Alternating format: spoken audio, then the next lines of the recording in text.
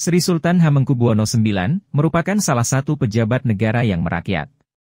Beliau tak segan untuk berbaur dengan rakyat, tanpa memandang latar belakang mereka. Di bidang kemiliteran, beliau juga dikenal sebagai sosok pemimpin tegas, namun tetap akrab dengan bawahannya, termasuk tentara dengan pangkat biasa.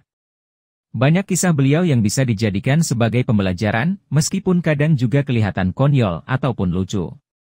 Salah satunya adalah kisah Sri Sultan Hamengkubuwono IX, ketika dimarahi dan ditodong senjata oleh pasukan penjaga Istana Bogor. Sebagaimana diceritakan oleh A.R. Baswedan, dalam buku Tahta untuk Rakyat, yang diterbitkan PT Gramedia Pustaka Utama.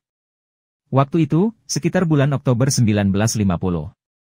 Sri Sultan Hamengkubuwono IX yang menduduki jabatan Wakil Perdana Menteri Kabinet Natsir, bersama dengan Menteri Pertahanan ad interim, Abdul Halim bermaksud meninjau proses renovasi Istana Bogor.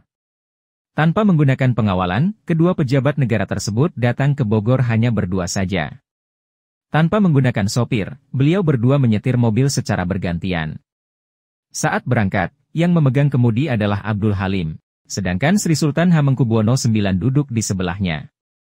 Sesampainya di Istana Bogor, Abdul Halim langsung masuk ke kompleks istana tanpa berhenti, dan melapor ke penjaga istana.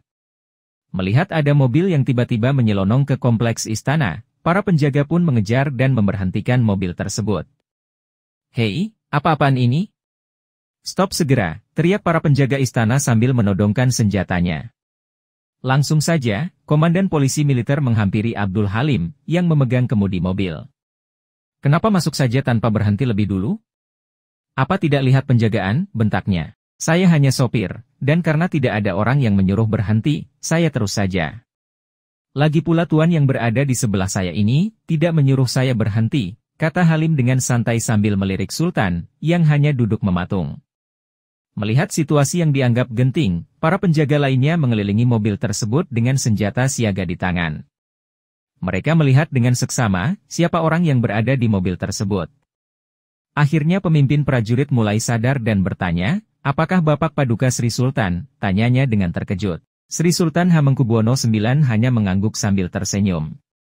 Para prajurit yang lain juga terkaget dan langsung memberi hormat ketika komandan mereka berteriak, "Siap, beri hormat."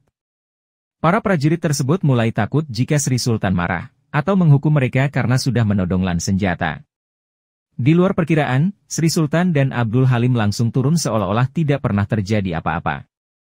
Bukannya marah-marah, kedua pejabat tersebut hanya tersenyum dan menyapa mereka dengan baik.